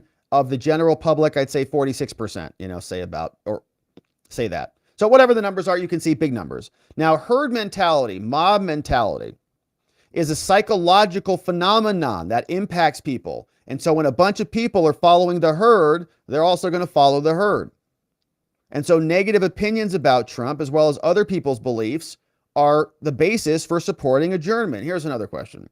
Now, based on the recent media reports, have you formed any opinions as to whether Trump is innocent or guilty? Here you go. Total guilty in New York before the case has ever been heard, and this is bye-bye presumption of innocence. Nice knowing you. New York County, 61% of people say Trump is already guilty. 40% of the questioners, okay, again, these numbers are adding up to more than 100, so I don't know exactly how they're calculating these, but the result is 40 say definitely guilty, not guilty is 12%, and definitely not guilty is 6%. So maybe they're not percentages, just quantify them, okay, and look at the ratio between the two. Big difference. The 61% figure is striking in light of the Supreme Court's reasoning, where the court found that a belief by 67% of the jurors, like 8 out of 12, that he was already guilty shows there is a deep and bitter prejudice. When you're in that range, you say, we can't have a fair trial here. Now, those biased views carry over here. 35% of New York County respondents indicate that they believe Trump is guilty of the charges at issue, while 23% say he is definitely guilty. 26% of the respondents said they believe Trump was guilty based on recent reports. 24% said he was guilty based on a verdict or a judge's decision. Less than half indicated that the media coverage had not caused them to form opinions. And so these figures show that this has saturated the veneer. And why is this a problem? It's because Alvin Bragg is driving it. Less than a year has passed between when Alvin filed this indictment and today. Upon filing, Alvin sought to stoke press coverage, including his April 4th press release, and the media attention has been at a high level since that time. And more recently, Bragg has taken steps to ensure that this prejudicial coverage continues. He discussed a new theory of the prosecution back in 2023 in December. He leaked to the media information about Weisselberg. And the New York Times has wrote about this more than 25 times. They are trying to coerce guilty pleas from Weisselberg. And moreover, in recent months, the Bragg witnesses, Cohen and Clifford, have repeatedly made defamatory and improper statements all over the place. Cohen's recent tirades have said this on X. This is your star witness, Alvin. Cohen sought to blame Trump for Cohen's crimes, claiming Cohen said, I did 13 effing months plus 51 days of solitary confinement because Donald Von Pants can't keep his something in his pants. Wow. And then argued that Trump is lying and stupid. Okay, so this dude was totally unhinged, whatever that show was. Cohen's referred to the defense team. Michael Cohen called the defense team Donald Van effing poops in his pants. And he's ongoing, continuous, D-rated lawyers, and asserted that Trump would sell this country out. And I've said if he was in prison for a bag of tuna and for a book of stamps. Cohen also noted that mea culpa has been downloaded more than 300 million times. Wow. Claiming that everyone should be fearful of Trump. He referred to Trump's youngest son, Barron, and asserted that authorities should ship Trump off to an effing gulag right up to the North Pole with no shoes, no sweater, no jacket, and let him freeze to death out there on the North Pole. What a nice guy. How come Jen Psaki doesn't ask him questions about that? There can be little doubt that Cohen will continue to use social media to smear Trump. And Stormy's objective is clear. She released her Stormy documentary just days before the trial was scheduled to begin. That was all done intentionally. Then she realized, oops, the trial got postponed. Right? She thought, I'm going to release it early, then trial's going to happen, and trial got continued. And so jurors cannot be expected to set aside their biases here, okay? Here's the summary. 61% of respondents already think Trump is guilty, okay? 61%. 77% have a negative opinion of Trump. 70% have a very negative opinion of Trump. 71% voted for Hillary. 75% voted for Joe. 58% plan to vote for Joe. That's a pretty big number. They're probably freaked about that. All that being said, we cannot expect them to set aside their political views. The people have made clear that they're going to talk about 2016. They're going to talk about the E. Jean Carroll case and all of it. And so, as you can see, great filing by Todd Blanche says the quantitative findings in the survey support the conclusions that the conduct of Alvin and Cohen and Clifford are so bad that we need a new trial. We need a continuance of the trial or a dismissal of this case because we cannot get a fair trial in Manhattan right now. And therefore, to the extent that the indictment survives, and it should be dismissed, this court must adjourn the trial until the prejudicial press coverage abates so that Trump can have sufficient time to review these productions. Signed by Todd Blanche, Susan Nicholas, great attorneys. Of course, you can find out more from Todd Blanche at blanchelaw.com. And he's got some great filings that are posted there as well if you're looking for court docs. But this is the motion from Trump telling the court, Judge Juan Merchan, that this case needs to be postponed if you're not going to dismiss it, because there's no way we can get a fair shake. 3/4 of the people, if you round up, 70+% of the people have strong antipathy against Trump. And you can see how clearly this whole thing kind of unfolded, right? They waited years for this to all drop. And Trump says there's no way that we can have a fair shake, and so we have to postpone this. Now, Alina Habba is, of course, responding to a lot of this lawfare and the legal onslaught that Trump is facing in multiple jurisdictions. She was on with Newsmax, and here is Alina. Habba! What will happen is that the bond will be held effectively in escrow by the appellate division so that we can lay that case out. And what we asked them She's talking about the Tish case. Was prevent Miss James and this judge from moving forward with taking assets that we could never get back because the bond was so insane that nobody had ever heard of it, that the largest insurance carriers wouldn't do it, unless you effectively have $1 billion in cash sitting in your bank, which is poor judgment if you are a wealthy individual. You put that money to work, just like Trump does. So, you know, the 175 million, yeah, it's a lot of money and it's insane that we're even in this situation. However, we had to pay it so that we could be afforded some due process and have them look at what happened in that trial that I sat through for the better of 4 months. I just don't understand how an appeals court could look at a case where, you know, again, to restate it, but I mean, you have the bank that it would allegedly be the victim in a case like this. You know, they're testifying on behalf of former President Trump and saying they do it all over again. Their actuaries looked over his valuations. Yeah, they made money. He was a whale client. They loved this dude. How the hell do you not throw something like that out? Right. It's not just that. Also, Rob, we had ridiculous rulings day in, day out, gag orders. Speaking of the gag order that came out today, I was gagged. As an attorney, officer of the court representing a client, I was gagged in court. Now that's very different than Alina, Habba, spokeswoman can't go on TV.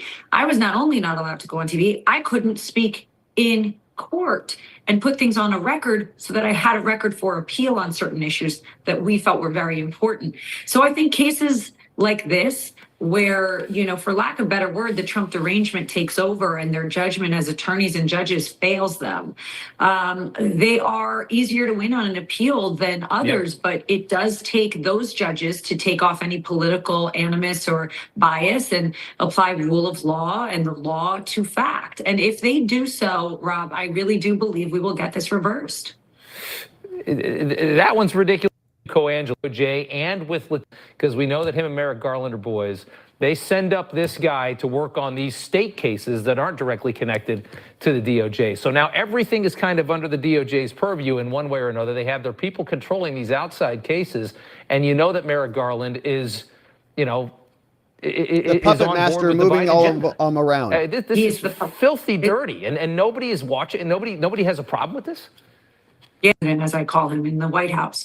He is truly, there is obviously a coordinated effort. There's no question about that. If you have a question about that, go pick up Pomerantz's all his statements and look at them. Right. Back in the day, this case was looked at, it was investigated, charges were not brought, indictments were not made because they knew the case was not real. Then he ran for office. They bring the charges. If you look at that timeline alone, I want to know how they're going to wipe this story away because it speaks volumes. You didn't bring the charges. You said there was no story. You actually lost people that had left law firms solely to intimidate and corroborate against Trump. And then he runs for office and they bring an indictment on this case. And that case that's going forward in April is another disgrace and shows the demise of the state of New York, which I used to love. It's disgusting. Just look at the White House logs. If anybody wants to tell me something's not coordinated, explain to me why a state official, why people that are supposed to be elected by their state and working for their state constituents is now working with the White House administration. It makes no sense. All of them. It makes perfect sense if they are orchestrating a political attack on their political opponents. It doesn't make sense in the court of law, at least in the old court of law that we used to have in America where we didn't like these types of prosecutions happening. We go 234 years in this country without a president being indicted. And then all of a sudden we wake up one year, 4 of them happen simultaneously, 4 of them, all by design, all organized at different locations, supplemented by other attacks, civil attacks brought by E. Jean Carroll, ballot removal attacks brought by people in Colorado and elsewhere, and the list goes on. And I don't think it's going to stop yet, right? They're constantly trying to create new attacks. They might have some regulatory attacks with True Social and other things. The floodgates are opening. Trump is explaining clearly that there is a very, very strong possibility that he will be convicted if there is not even a shred of evidence presented, right? The default in New York is Trump is already guilty. There is no presumption of innocence there. But Judge Juan Mercan will take a look at this motion. He'll listen to Alvin Bragg say, I think it's fair, and he'll say it's fair, and he'll put this sham trial on, and they are going to do everything they can to try to get him convicted, because this is the last grasp for a felony conviction before 2024. No way RICO goes before the election. No way. There's no way. I'm hopeful, if we're right, that the J6 case goes, because Trump's going to be found immune on that. And that might also kick out the Florida classified documents case, or if the immunity decision doesn't do it, then the classified document delays that are associated with that will push this back beyond the election. So this is it, man. This is the only thing they've got. We're scheduled for trial April 15th. We're going to be here covering it, my friends. So thank you for subscribing and liking this video wherever it is you are joining us, because we're going to be covering this and all of the other Trump trials and all the other litigation in 2024 and the election. And we'd love to see you back here to join us as we cover it. We'd also love it if you invited a friend or family member, text them a link, email them a link, tell them to come join us when we go live here 5 days a week. It is always great to have your friends and family joining you when you go through the madness. And so we'd love to see them here. We have great links in the description below. We'd love to have you come join our members only community, watchingthewatchers.locals.com. We do streams in the morning where we get into some other types of content that we can't squeeze in here on the show. And we have an amazing community there as well. So come and join us. We'll see you back there and back here on the next one. All right, my friends. Well, that is it for us on the day. We covered some good ground, Trump exposing the Lawfare plot, and I thought that was a very interesting motion. It was all chronologically assembled, and we could see kind of the gears behind the prosecutorial machinations. Fani Willis mocking Jim Jordan. I don't know if he cares at all, if he's going to do anything about it, or just sit there and take it, I guess.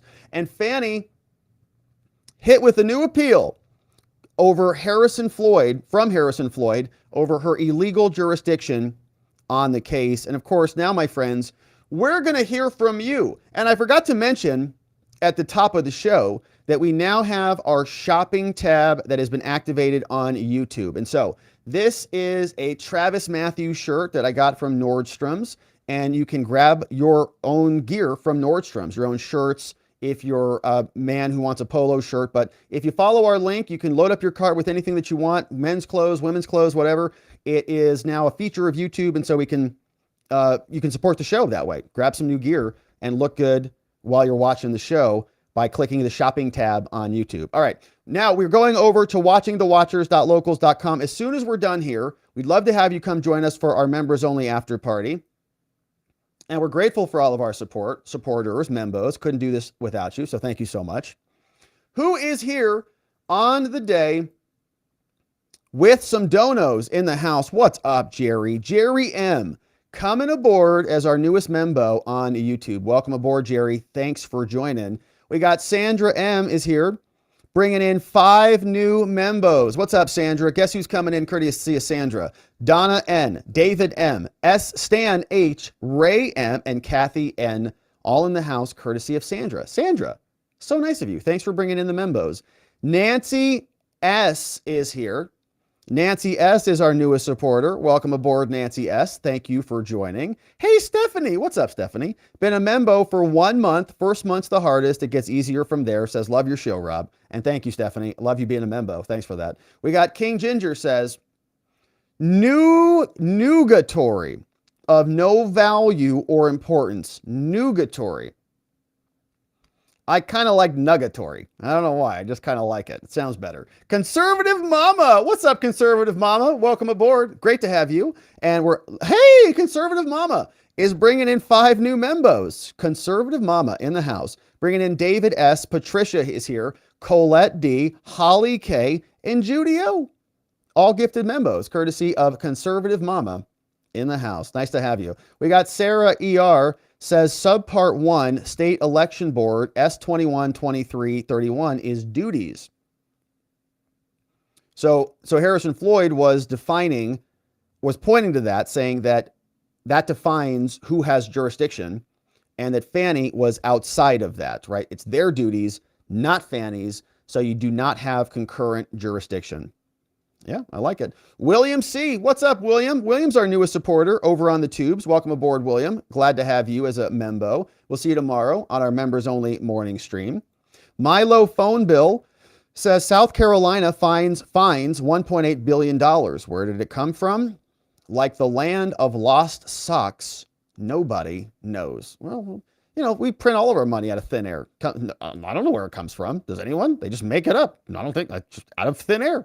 Michael Allen Hughes says the whole hush money scheme was cooked up by Michael Cohen to extort the Trump org before the 2016 election, and Avenatti is spilling the goods on Stormy. Yeah, and Avenatti, right? Is he spilling the goods from, what is that, federal prison? Glocky says the young thug RICO trial that Fani's running in Atlanta is expected to go until 2026, and the DA has a list of 800 witnesses, and it's a complete clown show. Sheriff deputies have been arrested. Lawyers are smuggling drugs to the defendants. It's hilarious to watch how incompetent the Fulton County DA is. Yeah. So I've seen some of that there, and I saw that one guy who was like high on the stand. He's like, I'm so high right now, I'm going to fall asleep. I'm like, oh my gosh, this is not going well. She's not competent, right? As we've been saying for a long time. So now it's showing itself. Glocky says the clip from Fox Business is gold. I hope this attorney gets Trump's ear, sues Letitia James and Engeron under the Civil Rights Act, and if he wins, directs the DOJ to file charges for violating his rights. Kelly Parker, what's up, Kelly? Welcome aboard as our newest supporter. Great to have you. We'll see you on the inside. Chris C, been a membo for 5 months. Says, I love your attitude. Everything in layman's terms. Thank you, Chris. Sometimes I need an attitude adjustment. And you guys usually help me with that, so I appreciate that. But thank you, Chris. Appreciate you being here, man. Thanks for being a member for 5 months. That's over halfway to a baby. Dolphin Fan. What's up, Dolphin Fan? Good to see you bringing in 10 membos. Woo! Dolphin Fan. Bringing in Amiana, Karen O, Andy F, Jeffrey. We got Julius V. Call Me Legend. I is here. Andrew T, Charles V, Nana Bright, and Julie O, all gifted membos courtesy of Dolphin Fan is the man in the house. Here we go. Breaking news from CNN. Trump was indicted over the bridge collapse. Trump did it. I knew it. He probably got orders from Vladimir, huh? He did. Vladimir's like, take out the bridge. Trump's like, yes, sir. Yeah. And CNN's reporting it, Jake Tapper. And Trump's racist, too. And that's why the bridge fell. Milo Phone Bill says Steve Turley had a guest economic... Shout out to Steve Turley on YouTube next door. Had on a guest economic advisor called Ross Givens, who has a theory about the reason behind all this lawfare.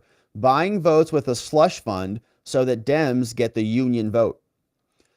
Well, that's interesting. I wonder if that has any overlap with crazy village crazy lady, Mel, on X, who's been identifying all these very small microtransaction donations that happen. It feels like what is an automated fashion to many Congress people, including Republicans. What's up, Cindy D? Cindy D became a membo over on YouTube. Very nice to have you, Cindy. Welcome aboard. Hey, it's the Munkets is bringing in 10 membos. Tony Hay bringing in Tam Tam. Welcome. Key C, BJM, BLA, Poem P, NY Renal, Lao Su is here. Marlene S, James H, and Don D, all gifted membos courtesy of Tony Hay. And so welcome aboard to our new membos.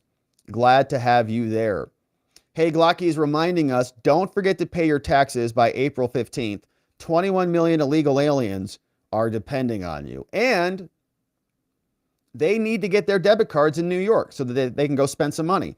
Gypsy Mew says, in honor of Francis Scott Key, if you've never heard this before, you must. The Star-Spangled Banner, as you've never heard it before. Rob, I've listened no less than 50 times, and I still cry with each listen. Sounds like a good one. And that's a heck of a song, man. Whew. We got Cindy is here. Membo for 7 months, 2 months away from a baby, says, keep shining it down, Rob, and fellow deplorables. It's good. We're in good company, Cindy. Thanks for being here with us. We're going to be shining that beautiful spotlight down. And thank you, Cindy, for being a part of the illumination. We got Knox is here, says, happy Wednesday, all. Happy that has been P-Star thinks I am insane. Hilarious. Yeah, Stormy Daniels is a fun one to like be judging everybody, okay? So if Stormy Daniels thinks you're a lunatic, you're probably doing something great. Because if Stormy Daniels came to us and was like, you guys are right on track, you're doing everything how you should, just like I did, we'd be like, ugh, what? All right, I'm canceling everything. We're changing everything. Leanne says, OMG, Stormy, all you get from a pig is a grunt. That's a good quote. All you get from a pig is a grunt. What were we expecting? What were we expecting, honestly? We got what we were expecting, I guess. Roger Needham says, Fani being a role model for women is like Time calling Bruce Jenner Woman of the Year. It's all hilarious madness. I wish it were a TV show instead of reality. It is crazy. You're right about that, Roger. It's like, I can't believe this is the profession of law, honestly. Like, after what happened with Fani and McAfee, when McAfee came out and bent himself into a pretzel and gave us no opinion, I'm just like, oh my, I can't even believe, like, is this the law? Like, this is what we got licensed for? Okay. All right. Thanks. Felix says, Stormy does have a dirty mouth. Think about all the things that she's done with it. I don't want to. Yeah. All for money too. Glocky's here. Says, Julie Kelly just dropped this one. And here's what this one says. President Trump's notice of trial date. Says Trump notifies Cannon that a trial date is April 15th, lasting to the end of May. This makes Cannon's conclusion that the DOJ's July trial date for classified docs is unrealistic, as she noted earlier this month. Yeah, so if Trump's going, and all the other ones are going to move. So there goes the Florida classified documents case, maybe. All right, so shout out to Julie Kelly. Julie Kelly is an amazing follow. She does awesome work on this, so you should be following her if you're not already on X at Julie_Kelly2, and then all of her links are there. Knox is here, says, Trump's attorneys just keep getting better and better. Like the initial incredulousness has given way to steely determination. I love it. I think you're right about that, Knox. Yeah, it's like, is this for real? Like, is this really happening? It's like, okay, I guess it is. So now we're playing hard, and we're seeing a lot of aggression, I think, come out as we're getting closer to these trial dates. And I like how they're also playing them off of one another. Like Trump didn't just talk about the New York case here. He talked about all of the other prosecutions in context to say, there's no way we can get a fair trial here because everyone else is onslaughting him here in New York. It was good. It was a good one. Ray Ronk says, Rob, thanks for wading through all this vitriol so that we don't have to. I know so many of us appreciate your work. Well, Ray, thank you for that. And I appreciate you and so many of you, right? It's just coming right back at you. I'm really grateful for you being here. Thanks for being a member. Thanks for supporting us and for joining us when we cover this stuff. Sergeant GPS says, I'm still trying to decide who I should have a bigger crush on. Alina, Habba, or Ashley Merchant. Very, very, very good choices. And two amazing attorneys and mega babes. Chris N says, Alina, Habba, heyo, best show on the internet. That's her name. That's her name. And she's she's a sophisticated lawyer. She's really smart. What? Here, Pink Rose says, a whistleblower claims Michael Avenatti reportedly revealed Michael Cohen was having an affair with Stormy Daniels. Oh, I knew it. Did they Bergdorf each other? Oh my gosh, you're kidding me. All right, well, that sounds fun. That's from the Gateway Pundit. Maybe that's the line that was redacted. Cohen and Stormy were indicting each other. Ah, very curious. From the Gateway Pundit. We'll see. Maybe that's what they redacted. Who knows? Sheila P. What's up, Sheila? Welcome to thank you for the channel. You're already a member on the channel. Thank you for that. Hey, this is from Rain says, can you get Laura Loomer to drop her obsession with the judge's daughter? Well, how come? She's a partisan hack. She's doing a better job pushing the cult's narrative to get Thomas removed Trump from SCOTUS cases than they are. Well, I don't think so. I think that what she's doing is exposing a partisanship that runs in the family. In fact, I was digging into Lauren last night too.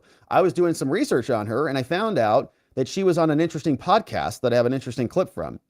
So yeah, it's very curious. And I think it's important to know, what's happening in this case. If you have a partisan family that is using their position of power to prosecute your... Now, I'm not saying that anything should be done about that. Like, it's already illegal to threaten and harass other people. But if we want to know whether this judge is biased or not, isn't it interesting that we could say, what else does he do? Does he have, a daughter who worked for Kamala? That's curious. That's relevant because they're prosecuting the political opponent of the daughter's employer. You know what I'm saying? So, no, I think it's actually appropriate to do some investigation into what's happening. Jim R. What's up, Jim R? Says, love the show. Watch you every day. Thank you, Jim, for saying that. Thanks for watching every day. And thanks for being a member for 7 months. Jim R. in the USA. Man, what a good name that is. Thank you, Jim. Membo for 7 months, 2 months, and then we got that baby in the house, Jim. Thank you for watching every day and for being here, for being a membo for 7 months. That's a long time. Patriot Sisters of America is in the house. Patriot Sisters of America, our newest supporters. Love it. Chubby says, no comments or questions for today, but on yesterday afternoon's stream, I sent 3 locals that didn't get read. Don't care about the reading now, but just want to make sure you got them. It's a good question, Chubby. I don't know if I did or not, and I don't really have a back end to see that or not. So if it didn't go through in locals, I'm not real sure what to do about that. But thank you for sending them in and making the attempt. We got this one from Jennifer says, did y'all see the caravan of Trump supporters outside Kathy Griffin's show in New York? Hilarious. No, I don't think I saw that. Is she still having an emotional breakdown? Sort of like a career breakdown, like a midlife crisis, like everything's failing. It's all the Trumpers. They're all coming after me. Yeah, maybe you shouldn't hold someone's severed head up, you sick, weird freak show. All right, let's see who's joining us on X. Anyone in the house joining us? Here's one. Fani Willis, Other People's Money. Fani Willis stars in this show called Other People's Money, starring Fani Willis. There was another one that the Rubos made at rubossaltshop.com. That's not where this meme is, but they made another good meme over on there talking about it wasn't the art of the deal, it was the art of the bond. The art of the bond. Very funny. Azok says, nice. People are watching you here. Well, they're just views. They're not actually viewers. RVox says, WVox says, will there be an episode of Fani Goes to Washington? If you thought the Fulton County soap opera was great, Fani going in front of Jim Jordan is going to be much better. Can't wait to watch that one. And so, thank you for that. Hey, what's up? Phil Holloway is on X. Make sure you're following him. He's not in our comments thread. I just saw his a post. But that's what we've got on X, my friends. If you want to follow us over there, check it out at Rob Govea, ESQ, and come join us. Follow your other watchers out there in the wilderness on the X platform, and we would love to see you over there. So Rain says, okay, so Clarence Thomas is biased in favor of Trump because his wife is a Trump fan. It's the same as this judge being biased against Trump because his daughter hates him. We need to focus on the judge's actions. I see what you're saying. So that, well, I think it's fair. I mean, I think it's fair. You can have your criticisms about Clarence Thomas and his wife, and they're doing that, right? They are making. So in other words, we're adopting the same standard that the left is adopting, I guess is fair. If they're going to bring in Clarence Thomas's wife into this, well, we'll go talk about the judge's daughter then, right? Like, it'd be nice if we didn't have to think about biased judges or have that conversation. But yeah, I mean, if the left is saying that Clarence Thomas should be recused because of step down from the Supreme Court. So if they're going to do that to Clarence Thomas, I think Judge Juan Merchan, it's a great point. I'm glad you brought it up. I think it's a great point that if they're going to do it, then maybe you can go after the extensions of the family. But I get your point, Rain. It's like, it would be nice if we had a country where we didn't have to do that, where we didn't have concerns about, the weaponization of institutions or rigged elections, right? I think Clarence Thomas's wife was concerned that we had a rigged election, which we did. And that's what she was worried about. Yeah. They're the ones who are prosecuting Trump.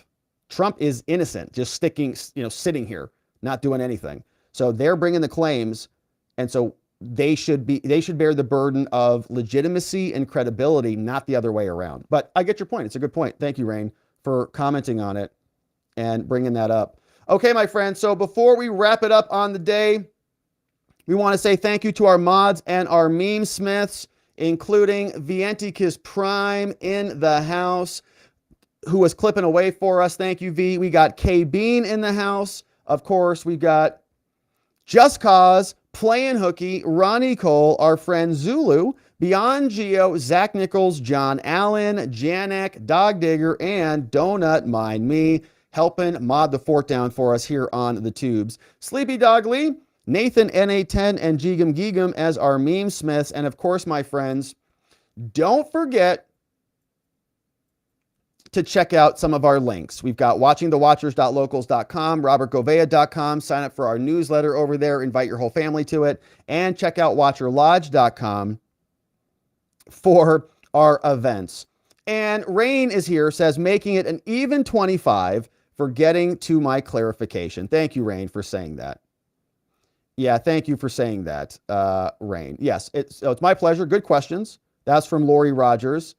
And we had another one from Lynn RX, says Clarence Thomas's wife doesn't post pics of subjects before Clarence Thomas and behind bars, right?